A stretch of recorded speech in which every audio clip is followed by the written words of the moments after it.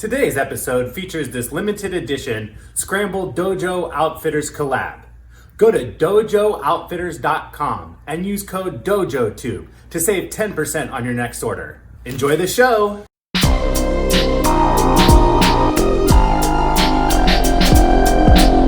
Give me a little countdown. Dojo Outfitter family, what's going on? Welcome back to the show. Today we got Leah Taylor. What's up, Leah? Hey, thanks for having me. Dude, thanks for being here. Dude, I was so excited when Andy hit you up. I saw the Sug card come out and he was like, dude, we gotta get Leah. And I was like, local legend, Leah, gotta have her. Thank you. Dude, so I wanna, let's kick this off. You're originally from Montana, right? Originally from New York. New York. Mm-hmm. Went to Montana, started training in Montana. Yes, yeah. I kind of did a few weeks. I was up in Alaska working there, and then I loved it so much. I happened to be in Montana when my coach was opening his first gym, so I was lucky. So it just made sense.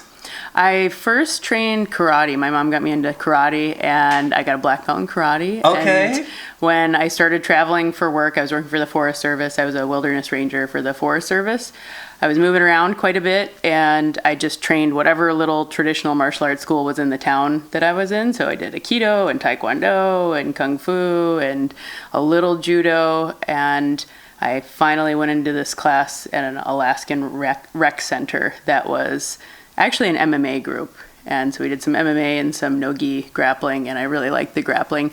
Not so much the boxing, because I was getting knocked down, but the grappling was awesome. And when I went back down to Montana, my coach had just moved from Portland. He was one of the first Portland homegrown black belts out of SBG. Him and his brother, Travis Davison and Rick Davison, were the first white to black out of the Portland SBG. Okay. So were you a white belt then when you started in? I was kind of a no belt at that point. I had just rolled a little no-gi and had enough experience on the ground at that point to understand that I really needed to work on it. I got held down, I remember, a 5-minute round by a really small high school wrestler in that rec center class. You know, it was no-gi round and held me in side control. And at the time I thought I was kind of a badass. I was a ranger and I was a black belt in karate. I thought I could kind of take care of myself, and this little skinny kid held me down for 5 minutes while I just kind of freaked out, did the white belt freak out. And I was like, well, if I really try to push, I'll be able to get him off, and it didn't happen. And I was like, man, better work on this. That's funny. You were on the Jocko podcast, and his Jujitsu one, yeah. And you told a story about how you held a guy down for 5 minutes. Yes. And isn't it so crazy how you go from one to the other? Yes. And I had a few experiences like that when I started to get good enough to do that, to realize that you can make people actually quit that way, and you don't need to hold them down that long, either submit them or get off, So you can be nice once you get a little higher up, I guess. Right. So let's go back to Montana. How long? So when you went there with your coach, how long did you stay there, and what rank did you get to in Montana? I stayed there for about 2 years. I got my blue belt and then came out to Portland. I wanted to go back to school, and I knew that the main school was here. I'd been out here for a camp. We have 2 camps each year where people from all over the world and SPG instructors get together and train. It's super fun. And I'd had such a good experience there, and I really loved Portland. And so I came back and finished school, taught high school for a little bit here, and I just really fell more and more in love with jiu-jitsu, started spending more and more time doing jiu-jitsu and less time teaching. And Travis happened to have a full-time position available in Montana. He said, you can come back and just go full-time, and so that's what I ended up doing.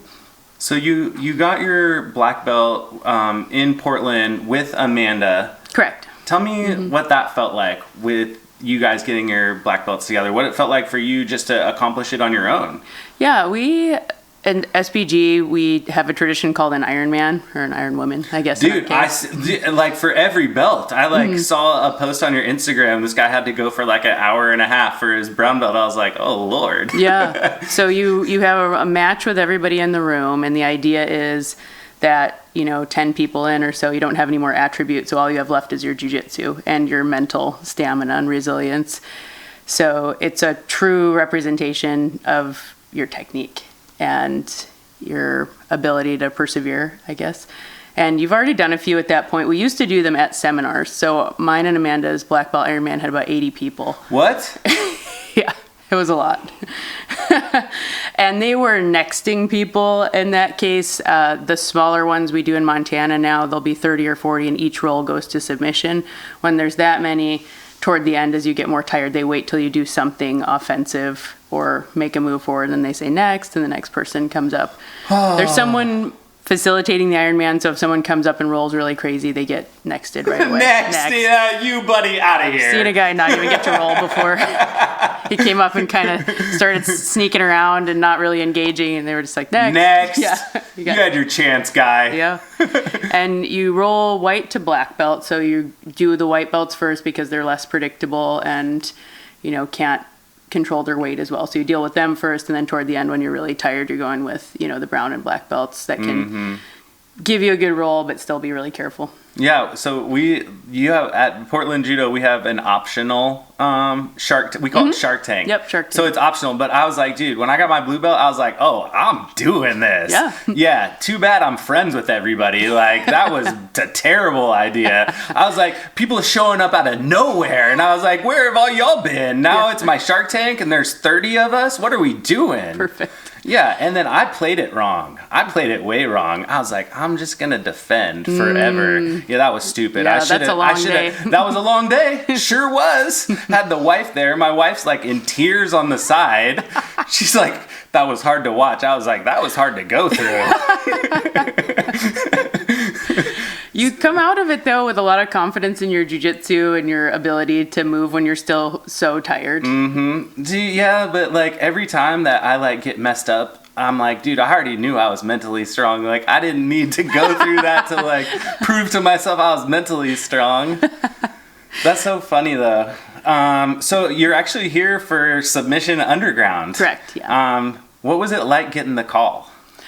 I got a message from Heather, who's the matchmaker, and Amanda actually suggested that I see if we could set this particular match up because Kendall's been doing a lot of super fights and, she's been just doing great in competition, and we're about the same size. So she said, hey, you should see if you can get a match with her. And I didn't think it was going to work out just with everything going on, and I really did want to do a super fight this year. I haven't really done any at black belt, so I was pretty excited to get the message from her. Yeah. So you're a plus 300 underdog. You're actually the biggest underdog on the main card. Awesome. What is that like? What does that feel like? I would say I went into a lot of my matches that way just because we're a smaller American gym compared to, Gracie Baja or Alliance or any of those. So I've beaten people I wasn't supposed to before. And so I think there's always a chance everybody can be beaten. And we're within 10 pounds. And I'm just excited to have the match. She's a very decorated grappler. It's hard to find girls that are, our size and that level. So it's super awesome that she was able to come out. So I'm excited. I like going in with my back against the wall. I feel like that's the only time I do good. Yeah, it takes a lot of pressure off, to be honest. Right? Yeah. Everyone thinks you're going to lose anyways, and then you go out and surprise everyone, and that's when it feels the best. I feel like, to me. Yeah. When it's like all the cards are stacked against you, and then you show up and have a good performance, and right? For sure. For sure. But I feel like you're more humble than that. You're just going to smile and win and... Well, that's the hope. That's the idea. What's it been like training with all the like craziness going on? In Montana, we're pretty lucky. We've had really low numbers, so we've been operating for a while. But I've seen so many of my friends. Some of our gyms around the world have had to close around the country, and that's been just heartbreaking to watch. Some people that have had gyms for years just not able to make it through because they had kind of a smaller community, and not a lot of a cushion. So that's been really, really hard. Yeah, it's been really weird in Oregon because they've just limited the way of operating, and it's like back to like the old school where it's like you're like training in garages and stuff, which Yeah. I'm definitely not doing. I'm definitely Wouldn't do that. would never do something like that. But it's like it's kind of cool that it's like kind of come full circle. Like this is like how they used to train. That's true. And even this super fight we're doing, you know, we're kind of in an undisclosed location, and it's I can't have a corner or a coach or a warm-up partner or anything, so it's very limited. That's weird. What's your plan then? Like this is not going to come out before the match, so we're in the tree of trust right now. Okay, the tree of trust. Yeah, I like it. I feel safe. Yeah, you should. You should. What's going to be the plan then? Like that's weird because I always have a routine. Like a routine was what helped me like start feeling more comfortable. Yes. And like one of my best training partners comes and we warm up and we roll together and he like gets me out of my weird mental state. So like, dude, to show up and have to do it just by yourself. Mm-hmm. This will be the first for me. I mean, you always have at least your coach. And yeah, at least, right? Yeah, and normally Travis, friends and training partners. And yeah, my coach Travis has always been in my corner for all my big competitions. And so I was like, okay, let's, clear your weekend. And then I got the message from Heather, sorry, no corners, no warm-up partner, no extra people whatsoever. And I was like, man, this is going to be different. But you spend so much time with your team beforehand. You're not really by yourself out there. You have all their technique, all that experience, all those hours on the mat. It all comes with you. Mm-hmm. Yeah. So are you getting nervous? Do you get nervous before the matches? A little bit. I would call it kind of more amped, I guess, just focused, kind of ready to go. I competed a lot growing up as a gymnast, and I was a diver for a little bit. And it's a very individual sport. You're kind of by yourself out there. And so grappling, at least there's one other person out there with you, you know, and often more matches going on. So that always felt like less pressure to me. And you have to be so focused when you're grappling anyway. You can't really think about other things. Mm-hmm. So do you have like a routine or any kind of like mantra that you say to yourself or anything like that?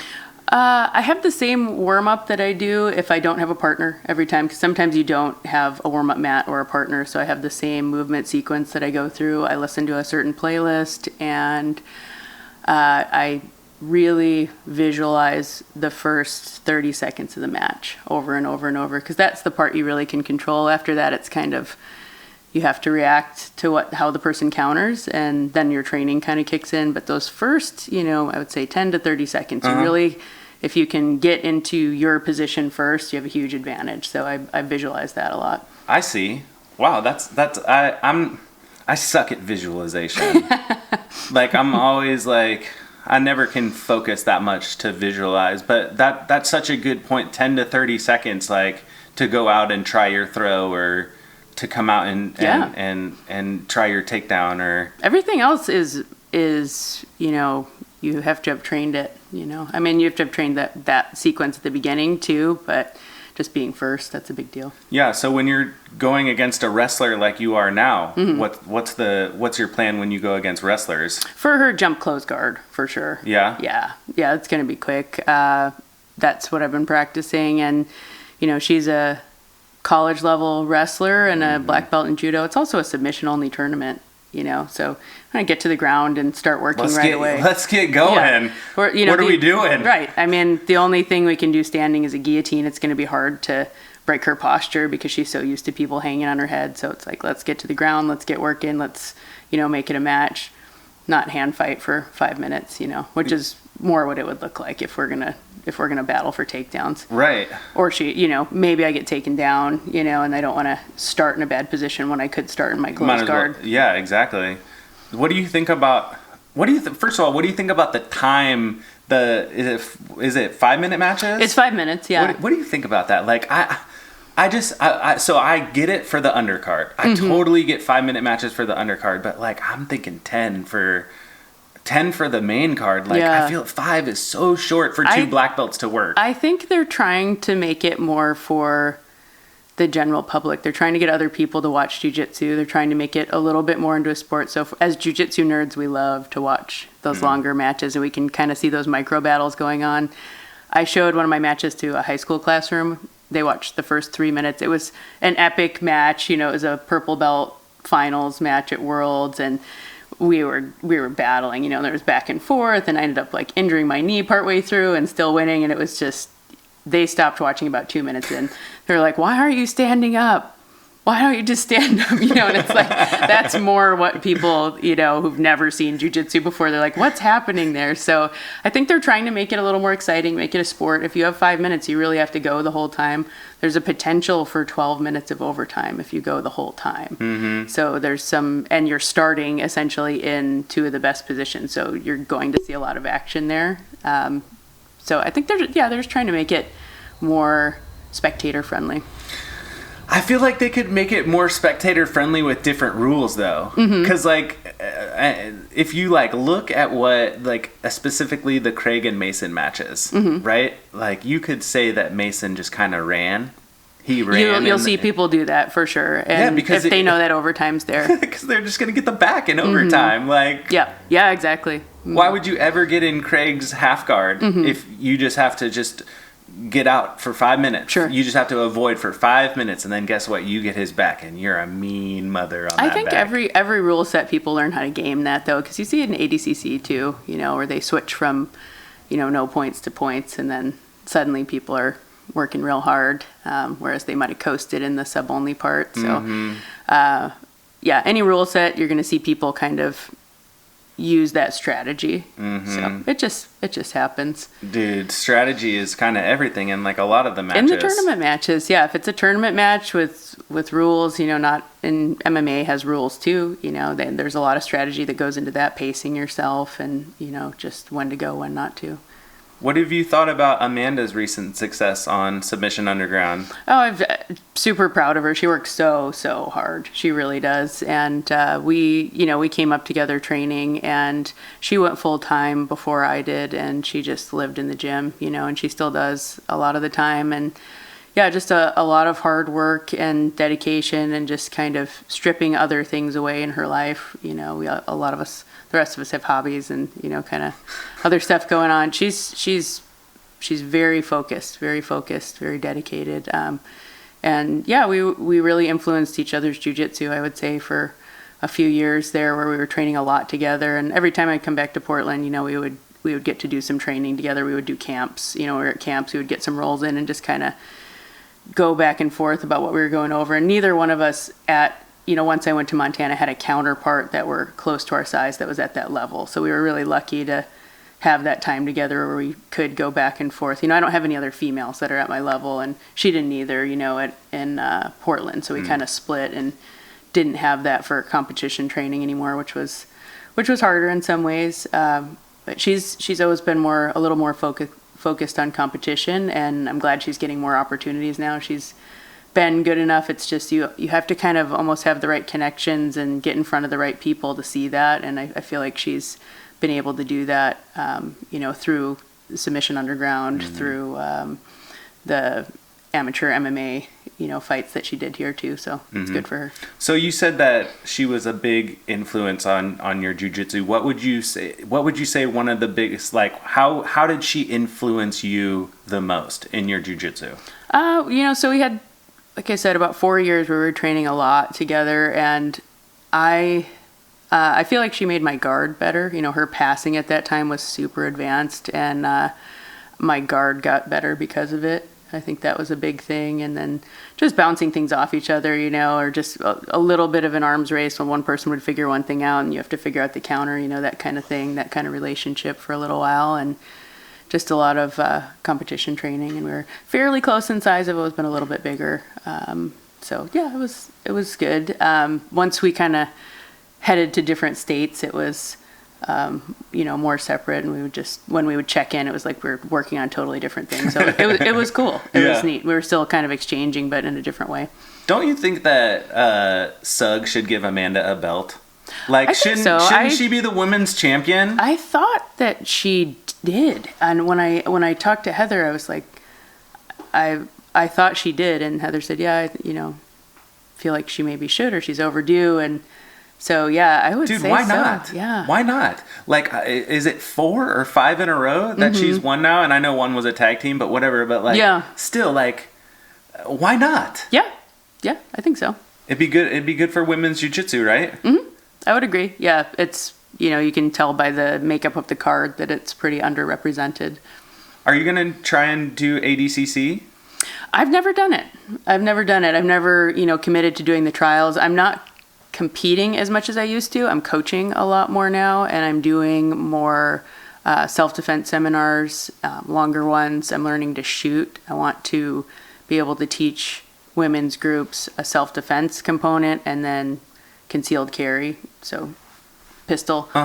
And so I'm putting more time and effort into that. Well, let's talk about that a little bit then. So I definitely saw that's like a big passion of yours. Where did the passion come from for that? It's happening. Our gym is kind of all coming to it at the same time. My coach and his wife, and then my boyfriend Andy is obviously a really good shooter.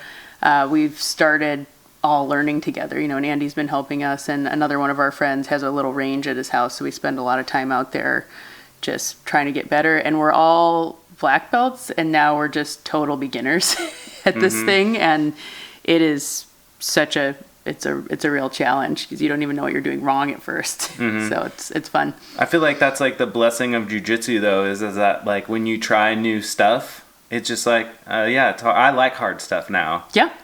Like easy stuff is just not fun for me anymore. And dude, jiu-jitsu has made it so when I try something new, it's okay to suck. Yeah. Dude, you're kind of like a Swiss Army knife. Someone is gonna like one day like mess up and like say the wrong thing to you. Let's hope not. Dude, it's gonna be a bad day for them. So, I want to talk about another thing that I heard you talk about on the Jocko podcast about picking your training partners. Dude, I had someone tell me a long time ago, like almost the same thing. Yeah. Dude, I hate rolling with big white belts. Yeah. Like that was always the worst. And I thought it was so cool that you are like cool enough to like let people blame it on you. Absolutely. Yeah. My students, I tell the girls particularly, tell them, Coach Leah says they're out of your weight class. Not good to be training this new. Once you have more defensive jiu-jitsu, that can be a fun role. Or I tell them, tell that bigger person to start in guard. When you pass, reset, or, finish the submission quickly, reset. So we're not just pancaking people for 5 minutes when you're, 50 pounds more heavier than them. You're not really learning anything on top either. Have you had a lot of weird roles, like you personally? Not really. I've been really lucky. I came up in a gym with an excellent culture. Kisa, my coach's wife, Kisa Davison, just got her black belt, and she's like a 130-pound female. And she was a parent of 4, she's a mother of 4. She's got multiple businesses, and she's the head yoga instructor at the school. So she's always been in the background, and even the first day I walked in, she was in the room, and that went a long way because it was a bunch of sweaty dudes and my coach Travis. And I said, is it okay? Can I grapple here? Is it okay to have girls here? And she said, yeah, why wouldn't it be? And I said, okay, great. So I didn't grapple with another female until I competed the first time in Montana. There were no girls at the school. Yeah, I had, I don't know if you know Liz Tracy. Yeah. But Liz Tracy was actually training at my gym. She was a purple belt. Awesome. When I first started, Liz was like one of the first girls who like, she hit me with a cartwheel pass, right? And I was like in guard and she hits me with this cartwheel pass and I like was like, what just happened?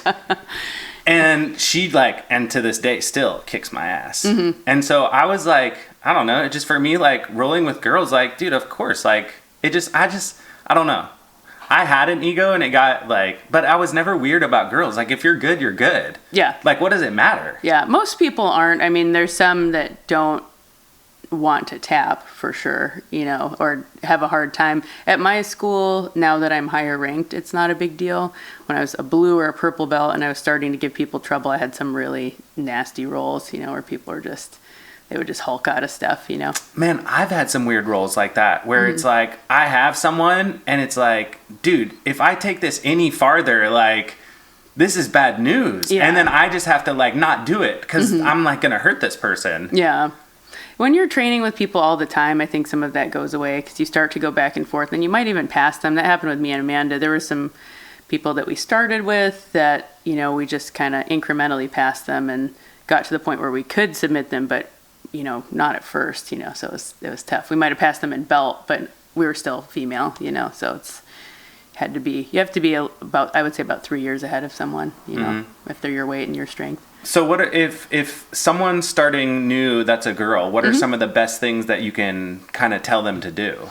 When you're looking for a school, find one if you can that has some women on the mat, has some older people on the mat, has a children's program, and then you know that's a place that's really has a good culture and is taking care of their members, usually very clean, good coaching staff up front.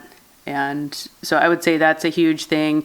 If that's not available or the school you walk into, just like the vibe, you know, just if they're good people on the mat and they're nice to you when you come in and you're having good experiences on the mat, then stick around. But I would say be really choosy if you're in an area with a lot of schools, you know, don't just go to the first one that you walk into. A lot of people make that mistake. They're like, this school is in my neighborhood and now this is my teacher forever. And I was like, sold. Because they were 2 blocks from your house, you know, you're going to pledge your allegiance for the next 10 years to them, you know. So I would say look around and go with the school that's treating you well and your teammates are treating you well. And if you're not being treated well, then you don't have to stay. People have this misplaced sense of loyalty in martial arts that kind of put their teacher on a pedestal, and if they're not being treated well or they see other students in the school not being treated well, they stick around because they feel like they have to, and you actually don't.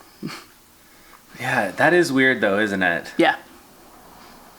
People think a black belt makes you, you know, a black belt in life too, and they're not the same thing. You have to evaluate each person.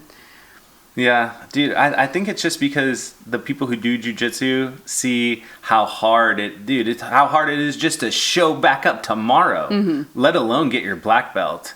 Yes, So, I mean, it's a filter in some ways in most schools, I would say, especially smaller, close-knit schools, it'll end up being a filter. You know, if you're not treating people well, you'll get filtered on out. At our school, we'll occasionally ask people to leave that are rolling too hard. Our coach will just tear up their contract. You're going to cost us members in the long run. And, you know, you can go to a different school in town and do that. Really? Mm-hmm. Dang, I've never seen that. But it's true. Like, yeah, we have a conversation with them first. And usually if they're at all self-aware, that fixes it pretty instantly. Maybe one more talk, third time. This is going to surprise you. I've been in the sensei's dressing room before. With that conversation? Not that conversation, but I've been in trouble before. But I was like, you know, if you're, like you said, a good enough person. If you're just new and you don't understand and you can't control your limbs or your weight or your speed when you first start, that's a totally different thing than some people are in that room because they want to be mean to people, you know, and you got to pick those people out, and we're picking them out earlier and earlier. Are you ready to be surprised again? Go ahead. Mine was my mouth. Surprise, surprise. Were you talking, or were you just talking while you were training? Probably. Or maybe just always talking. But it's true, because like you, and he put it good to me, is like, I'm taking away from other people's experiences. And when he said that just instantly, like, I like rarely say stuff now. Yeah. Or I'm way better at, like, if I'm gonna say something, it's gonna be a super appropriate time. Yeah. You're coachable. So I was coachable. Feedback. I was like, got it. Yeah, totally. Less talky. For sure. So what else? What's the plan for the rest of the year then?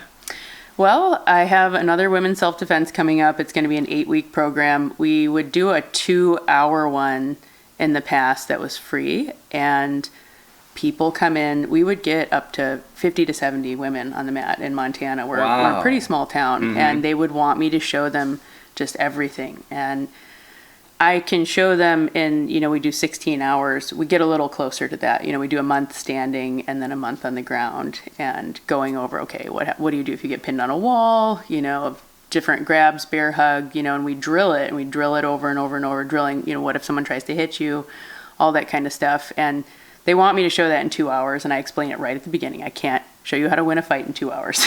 I wish I could, but I can't. So how good does that make you feel? That 50 to 70 women show up to see you. Yeah. To see you, so you can tell them how to defend themselves. Like, dude, my heart just like melted for a minute. Yeah. Like, that's so cool. That's kind of what I feel like my mission is, you know, and what I want to do with my martial arts for sure. Man, that's just so like, that's so neat to me. And like, that's like why these are like the people that I want to talk to. Yeah. Right? Because it's like, you're doing so much for these women, like, and possibly saving their lives. The 8-week one was really impactful. We did a bunch of mindset work too, and just working on self-confidence, self-talk, you know, how you talk to yourself matters so much. And then just building good boundaries financially, socially, you know, emotionally with the people who are close in your life, so that you're taking care of yourself, and then you can, you know, reach your potential and take care of other people too. Mm-hmm. Yeah, I talked to Nate Orchard on one of the podcasts, and he hit me with this question that I have like literally thought about every day since. And he said, when's the last time you told yourself you love you? Right? A weird question, Yeah. right? Weird question. But it's so true.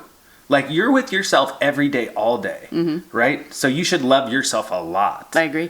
And so that's something that like was so like such a like weird question, but it impacted me so much. It's like a mindset thing. Absolutely. So like, what are some of the things that for mindset like that you tell people?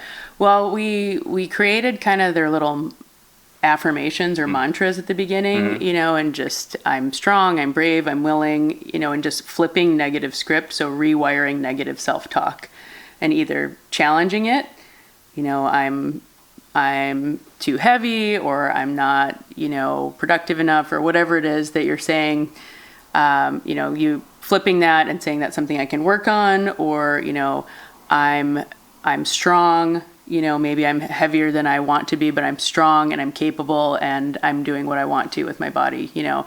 So just challenging that and rewiring it, so you're not beating yourself down, but you're kind of building off ramps from that, because people will spiral on that, and myself also, you know, you get into these really well-worn paths of negative self-talk, and just kind of teaching them to work on that. And I do it too. You know, I went through all the journaling with them and all of the mindset exercises, and it really does help. Yeah, it's so easy to have a negative mindset. It's so easy, like, especially when you're doing stuff that you don't like. It's much easier for particularly women to get in abusive relationships that way too. You'll find people that are very comfortable treating you in the way that you talk to yourself. And once you kind of stop thinking of yourself that way, stop talking to yourself that way, it's harder to listen to that from other people, and you're willing to look at them and say, no, that's not okay. What has your boyfriend Andy meant to your journey, especially with him training? Yeah, so he started about 2 years ago, and just, he has an incredible work ethic. You know, he was a former SEAL, so he learns really quickly. And his first 6 months were totally normal mistakes, normal pace, and then he started rolling, and he kind of got a framework, and it was just really steep learning curve. And so now he's giving some of our brown and black belts a hard time, just with his guard and defense, and now he's starting to add some offense to it, and it's just a nightmare he's had, you know, there's some hurt feelings, you would say, for people who've trained for a really long time, and now he's giving them a hard time. So people have had to kind of shelf their ego a little bit, and they're a little more used to it now. So yeah, he's gotten good really quickly, and for him, it's a great just stress reliever. It's just that flow state that you get from,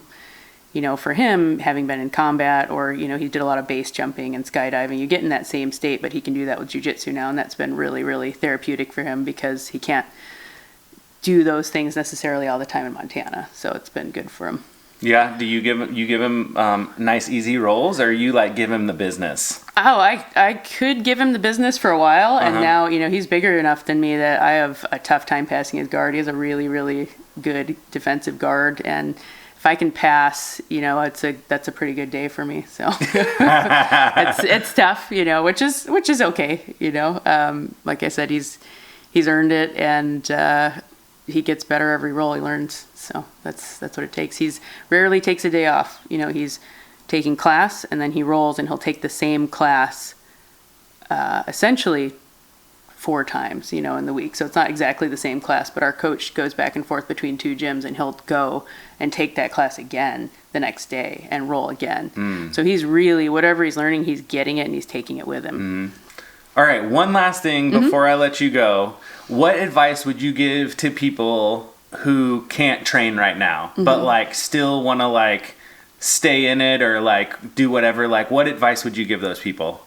I would say to watch video, find a competitor that has a similar body type to you, and start watching their matches. And you're going to pick some things out that could really help you.